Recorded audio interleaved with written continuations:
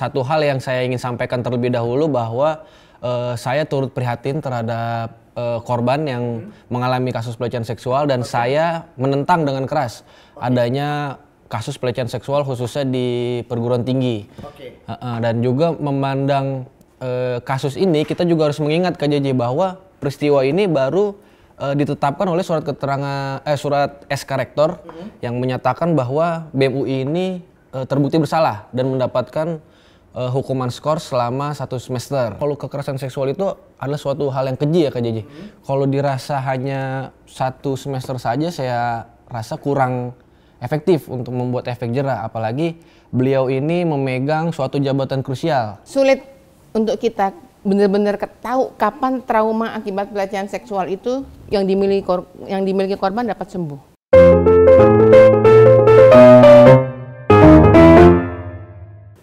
Hai Pinusian, selamat datang di Kedai Pintar, satu-satunya program edukasi seksual kolaborasi antara pinusi.com dan juga Perempuan Sadar Vagina, mengangkat hal-hal tabu menjadi ilmu karena selalu ada ilmu di Kedai Pintar. Pada episode kali ini saya merah-merah membara karena kasus ini tuh lagi memang bener-bener marak dan hangat dan panas ya. Kita mau usut nih. Kita mau kulik gimana sih kasusnya, tapi sebelumnya saya mau menyapa ibu dokter saya nih, kesayangan saya, Ibu Dokter Inge Setio Arianto, selaku founder dari Perempuan Sadar Vagina. Hai Ibu Dokter. Halo Kak J. Sehat ya? Alhamdulillah.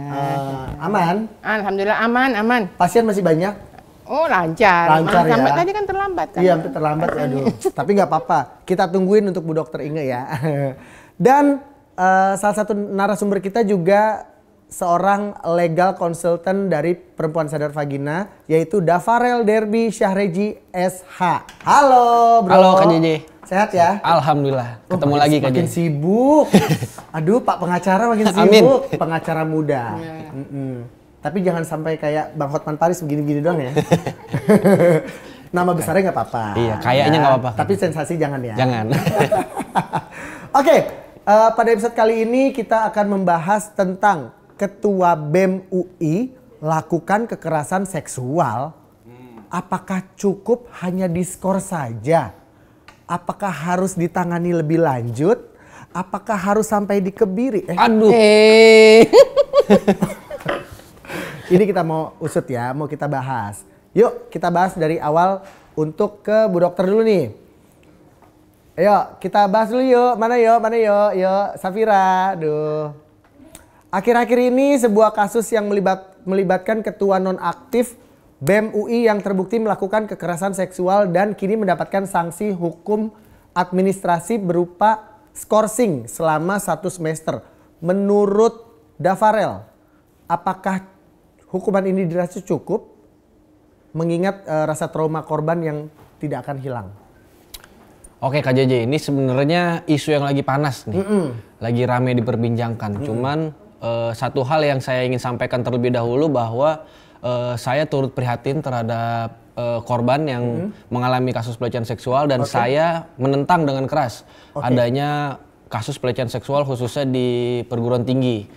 Dan juga memandang kasus ini kita juga harus mengingat Kak JJ bahwa peristiwa ini baru ditetapkan oleh surat SK Rektor yang menyatakan bahwa BEM UI ini terbukti bersalah dan mendapatkan hukuman skor selama 1 semester. Tidak boleh masuk kuliah, tidak boleh berada di dekat kampus dan tidak boleh menghubungi korban. Tapi kita juga harus ingat Kak JJ, kalau di dalam hukum sebelum putusan hakim menyatakan orang ini bersalah atau statusnya naik menjadi tersangka, maka kita belum bisa beranggapan kalau beliau terbukti bersalah. Jadi sekali lagi saya tegaskan, saya bukan membela, cuman kalau di hukum kita harus menelaah dari berbagai sisi, dari berbagai lubang yang ada, kita harus mengantisipasi hal tersebut. Dan juga kalau ditanya apa hukumannya 1 semester itu cukup apa enggak, menurut saya kalau kekerasan seksual itu adalah suatu hal yang keji ya Kak JJ. Kalau dirasa hanya 1 semester saja saya rasa kurang efektif untuk membuat efek jera, apalagi beliau ini memegang suatu jabatan krusial, yaitu penting ya di dalam strukturisasi salah satu universitas yang cukup terkemuka KJJ. Oke. Dan juga mengingat kalau orang ini itu selaku mahasiswa hukum jurusan administratif. Betul. Hukum ya, ilmu hukum yang justru melakukan pelanggaran hukum. Ini kan agak gimana gitu ya KJJ. Kita selaku mahasiswa hukum atau praktisi hukum justru melakukan hal yang blunder. Melanggar konstitusi, melanggar kaedah-kaedah yang ada, apalagi yang dilakukan ini cukup serius ya, kekerasan seksual. Jadi saya rasa skorsing selama 1 semester aja kurang cukup KJJ. Kalau memang terbukti bersalah. Kalau memang terbukti bersalah. Oke, kalau tidak bersalah ya mungkin ya diusut dulu. Diusut dulu ya. Diusut dulu. Oke. Sampai tuntas. Bu Dokter, menurut Bu Dokter kira-kira butuh berapa lama seorang korban kekerasan seksual bisa sembuh dan mulai bisa menerima keadaan? Sulit untuk kita benar-benar tahu kapan trauma akibat pelecehan seksual itu yang dimiliki korban dapat sembuh. Oke. Karena ini kan lukanya itu kan luka trauma di dalam hati, di dalam pikiran. Oke. Beda kan dengan luka fisik. Kalau luka fisik kan kelihatan, oh udah kering sembuh. Oke. Tapi kalau luka trauma, luka pikiran, kita nggak tahu kapan luka itu akan tertutup. Jadi kalau ditanya kapan akan sembuhnya, ya tiap orang nggak sama dan kita nggak pernah tahu. Apalagi kalau lukanya mengenai fisik dan juga psikologis gitu, Bu Dokter. Kekerasannya seksualnya dalam di fisiknya juga disakitin, psikisnya juga disakitin, itu double deh berarti ya Bu Dokter. Dafarel, jika korban menginginkan kasus ini untuk diusut tuntas dan masuk ke ranah kepolisian, apa bisa? Bisa banget dong. Bisa banget ya? Bisa banget. Berarti harus lapor dong ya? Harus lapor. Jadi tindakan kekerasan seksual ini dikategorikan sebagai tindakan cabul KJJ. Oke, pencabulan. Melanggar kesusilaan. Oke. Ya. Dan saya rasa ini tindakan yang amat sangat tidak patut dicontoh ya. Mengingat tadi yang saya sebutkan, apalagi dengan seseorang yang memegang jabatan krusial dan mahasiswa hukum pula yang belajar mengenai hukum itu sendiri. Dan ini bisa jadi disebabkan karena birahi seseorang. Gitu. Kekerasan seksual ini timbul seperti meraba-raba, mencium, dan lain-lain. Dan ini bisa dijerat dengan pasal 289 KUHP. 289. Yang berbunyi barang siapa dengan kekerasan atau ancaman kekerasan memaksa seseorang atau melakukan atau membiarkan seseorang melakukan perbuatan cabul diancam penjara paling lama 9 tahun. 9 tahun? 9 tahun. Oke. Dan jika memang terbukti pelaku pelecehan seksual ini di lingkungan pendidikan, ini harus segera ditangkap KJJ. Karena ini membahayakan. Karena tindakan kekerasan seksual ini bisa dari berbagai motif dan bisa dilakukan berulang. Atau adiktif gitu KJJ. Karena pikirannya yang kotor mungkin. Terus. Ya, mungkin itu ranahnya dokter Inga nanti yang menjelaskan. Cuman ya kalau untuk dilaporkan ke kepolisian bisa, dan juga sebenarnya pemerintah ini cukup concern KJJ dalam permasalahan kekerasan seksual ini. Salah satunya Undang-Undang Permendikbud Ristek KJJ itu di nomor 46 tahun 2023 itu membuat keterangan tentang bagaimana cara penanganan dan pencegahan kekerasan seksual di lingkungan perguruan tinggi, di lingkungan pendidikan lah. Dan di sana juga dijelaskan cara bagaimana kita menangani dan mencegah, seperti konsultasi misalnya, atau cara pencegahannya bagaimana, sampai membuat satgas penanganan dan pencegahan kekerasan seksual, satgas PPKS. Dan ini satgas PPKS ini yang menangani kasus BEM-UI ini, jadi yang mengusut satgas PPKS ini. Jadi satgas PPKS ini mencari bukti-bukti valid, benar atau tidaknya kejadian ini, sehingga jika memang bukti-bukti ini sudah valid dan bisa ditanggungjawabkan KJJ, maka bisa dipolisikan dengan bukti-bukti yang ada. Seperti itu KJJ. Kalau aku mulai tahu, terbuka dan mulai bertanya-tanya nih. Dulu tuh pernah ada statement kayak catcalling itu juga sebenarnya pelecehan. Kayak itu kucing. Gitu, cewek misalkan lewat gitu. Shoot, itu catcalling ibaratnya. Itu juga sudah termasuk ke pelecehan atau? Termasuk ke pelecehan KJ. Jadi pelecehan seksual itu dikategorikan menjadi dua, pelecehan verbal dan non verbal. Oke. Verbal itu ya seperti meraba-raba. Oh itu verbal itu jelas nyata. Jelas nyata, Kelihatan menyentuh, ya. menyentuh. Menyentuh. Dan non verbal ya itu Kak Jeje, catcalling. Oh non verbal itu. Non verbal, sweet. Atau kayak WA ngechat. WA, nah itu WA juga. Tidur yuk gitu misalkan. Bobo yuk itu non verbal. Non verbal Kak Jeje. Itu juga pelecehan ya berarti. Iya, itu bahkan undang-undang ITE bisa masuk tuh Kak Jeje kalau ngirim-ngirim stiker porno juga ya termasuk. bisa ngirim-ngirim Pernah foto nggak? Saya yang dikirimin Bu Dokter.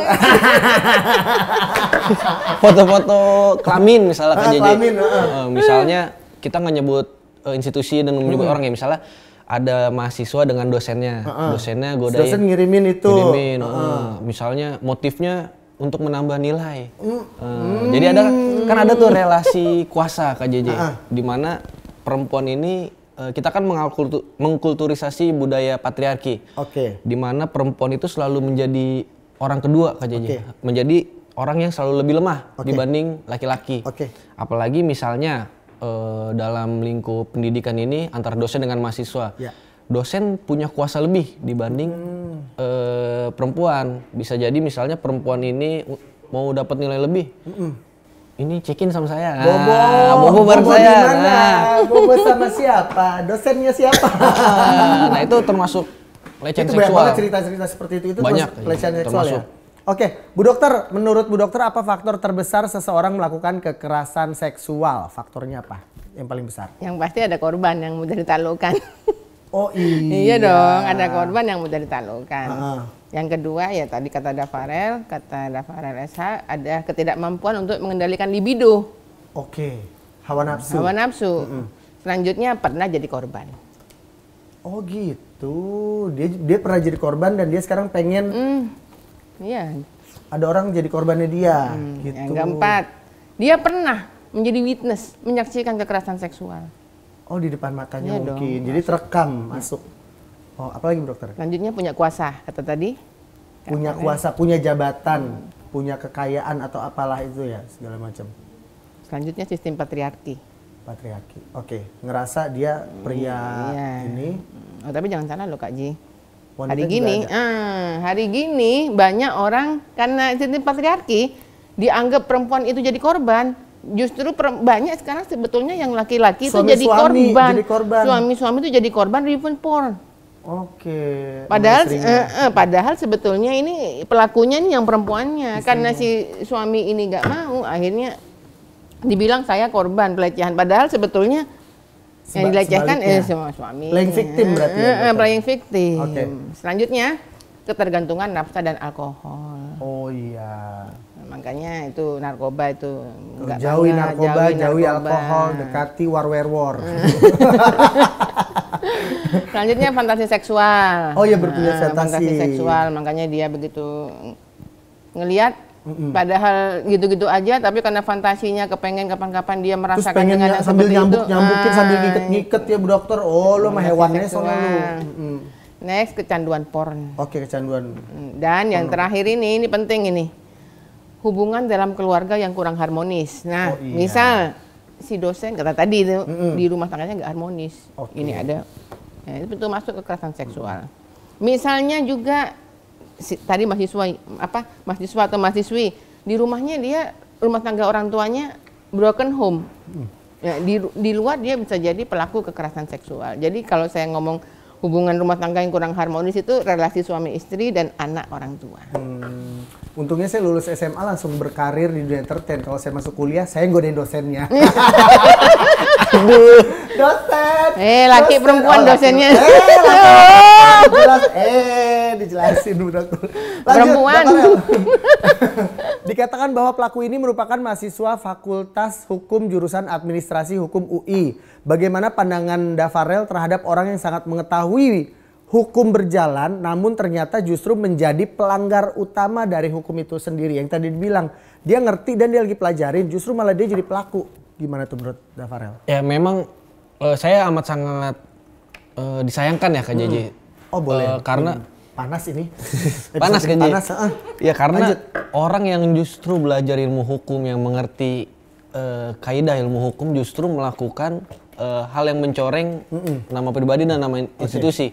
Nah, hal ini menurut saya harus diperhatikan lebih lanjut karena nantinya mahasiswa hukum ini yang akan menjadi praktisi hukum, yang akan menegakkan keadilan di Indonesia, dan jangan sampai hal ini tercoreng karena profesi hukum itu suatu pekerjaan yang bersifat mulia, Kak JJ. Mulia banget. Karena untuk menegakkan keadilan, menjaga konstitusi, menjaga keamanan masyarakat, menjaga nama besar bangsa Indonesia, itu harus penting gitu, harus dicatat, Kak JJ.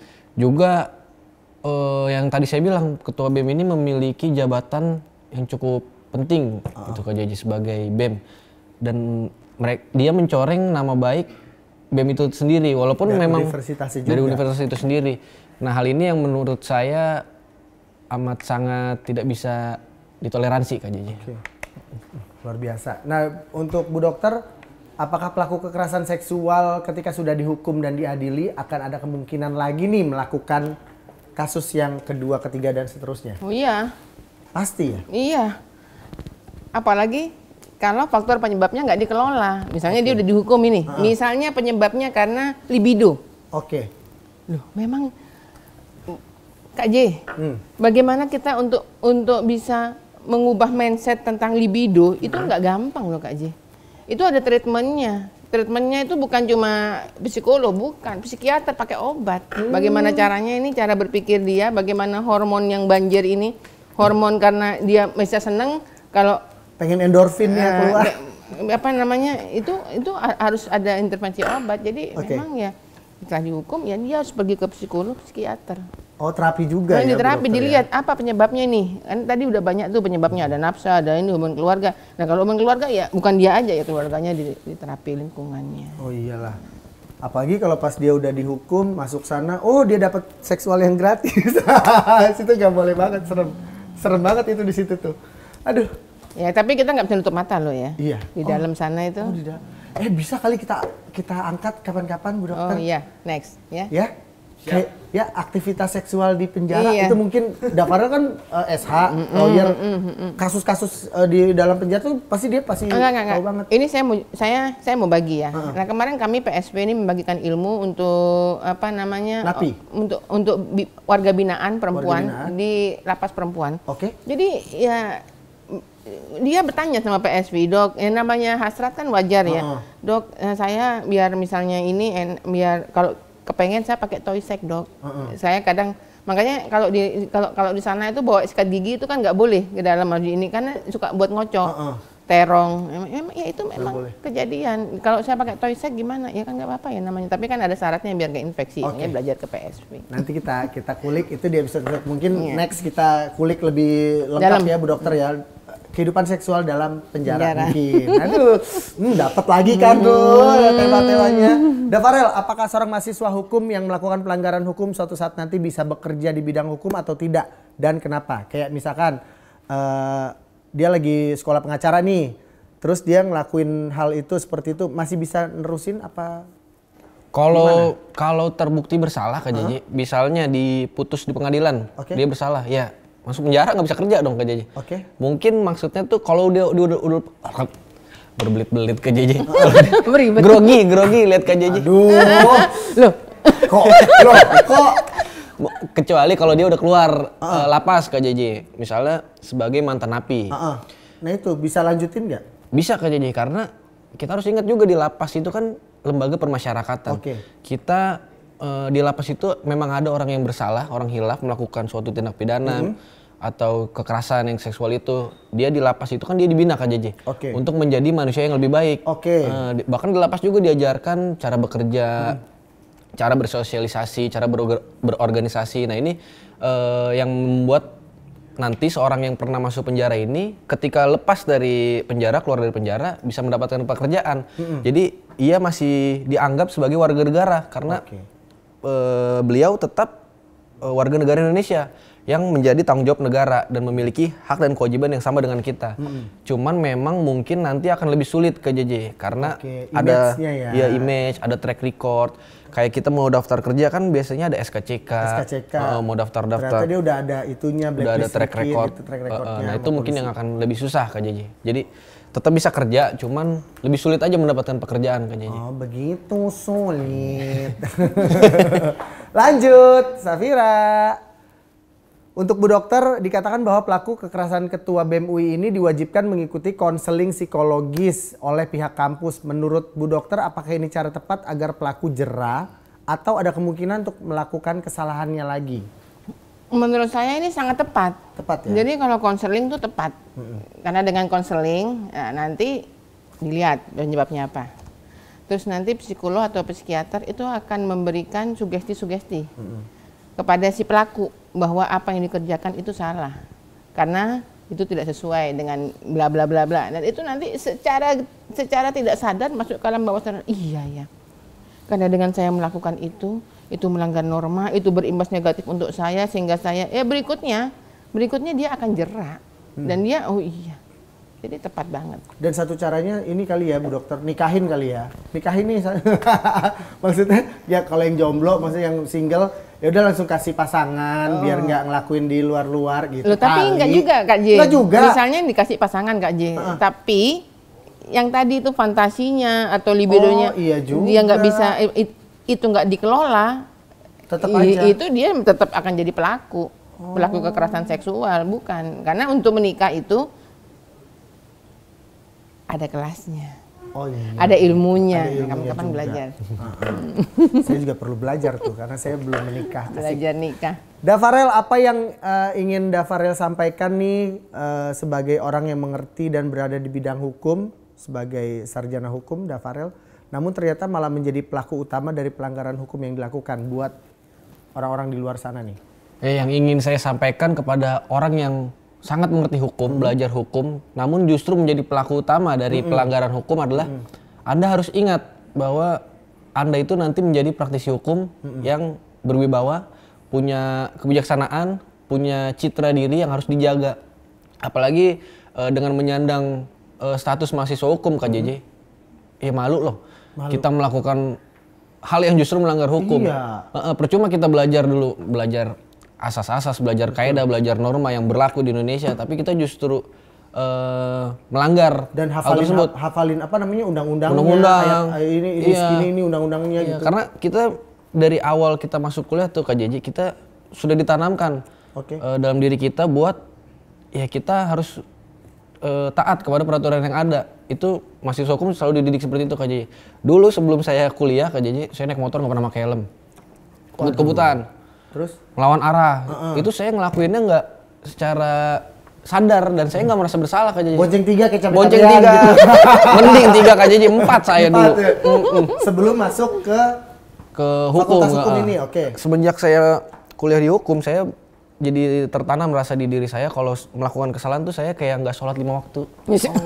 Berat ya? Rasa bersalah gitu ya? Iya, kayak merasa berdosa ya, padahal dari hal kecil dulu ya berarti ya, diperbaiki ya. Seharusnya kita tuh punya rasa, apa ya Kak JJ, rasa nggak enak gitu untuk melakukan. Sekecil apapun kesalahannya pasti sebagai mahasiswa hukum kita pasti ngerasa, aduh masa kita ngelakuin ini, buat apa kita belajar dulu. Jadi saya amat sangat menyayangkan, dan untuk teman-teman di luar sana khususnya mahasiswa hukum, jangan sampai melakukan hal-hal bodoh. Kita harus ingat tujuan kita belajar di ilmu hukum itu Kak JJ, karena hukum itu adalah untuk mencari kemanfaatan, keadilan bagi masyarakat. Gitu Kak JJ. Bu Dokter, apa yang Bu Dokter tepuk tangan ini keren nih. Saya sampai ini lupa mau tepuk tangan, bagus banget nih kata-katanya, beda banget ya, pinter banget sekarang gini. Ya iyalah. Kan belajar. Sidang dia. Apa yang ingin Bu Dokter sampaikan untuk para korban kekerasan seksual di luar sana? Untuk para korbannya ya? Korban nih ya. Jangan bungkam. Harus stop, hentikan. Kalau kita bungkam, nanti terus akan jadi korban. Nggak berhenti-berhenti. Stop, bungkam, hentikan, lapor, cari pertolongan untuk mengobati psikologis kalian. Pertolongannya, sekali lagi kawan-kawan, di Jakarta ini ada puspa.jakarta.co.id. Lihat di sana, ada. Bagaimana ya caranya saya mencari pertolongan kalau mengalami kekerasan seksual. Ada di situ. Kesimpulan deh sekalian Bu Dokter. Kesimpulan hari ini kita, terutama patriarki nih ya, saya ngomong patriarki. Saya berpesan kepada para pemilik vagina dimanapun berada, kita udah tahu memang bahwa laki-laki itu fantasi seksualnya memang dia Macem-macem. lebih menguasai isi kepalanya. Makanya mau nggak mau, suka nggak suka, kita sebagai perempuan jangan menyiapkan kondisi-kondisi yang membuat laki-laki itu bisa mengejawantahkan fantasi seksualnya. Satu, jangan mau kita berdua-duaan dengan lawan jenis. Dua, kita jangan pakai baju-baju yang merangsang. Kadang-kadang banyak kan orang ngomong, oh, dasar laki-lakinya emang otaknya kotor. Meskipun pakainya jilbab rapet, kalau memang otaknya kotor, kotor aja lah. Yang pakai jilbab rapet aja, pikirannya kotor, apalagi kebuka. Gimana ada garis belah itu? Karena kawan-kawan, kalau ada apa-apa, misalnya menjadi korban kekerasan seksual, oh jangan salah. Di luar sana banyak loh ya, lawyer-lawyer yang siap untuk membela pelaku, malah menjadi playing victim. Siap membela laki-laki, pelaku, malah nanti bisa dibilang jadi berbalik. Bisa dibalik. Nah, kan malu untuk kitanya, untuk perempuannya. Makanya kalau kita nggak mau jadi korban kekerasan seksual, pastikan kita jangan mau berdua-duaan, jangan sex appear, bangun citra diri sehingga kita untuk mendapatkan pekerjaan dan lain-lain pure karena kemampuan kita, bukan karena seksual kita. Sudah dokter tuh, kalau dari saya sih terakhir ya, apakah aku telah melanggar hukum? Oke guys, ini isinya daging banget episode kali ini ya. Setiap minggunya akan ada lagi tema-tema yang akan kita bahas dengan narasumber dan juga Bu Dokter dari Perempuan Sadar Vagina. Tetap sehat, still healthy, happy, dan bye. Sampai ketemu lagi minggu depan. Bye-bye. Nanti kita berikutnya bahas seks di balik bui. Seks di balik penjara. Coy, pikirnya. Bye-bye.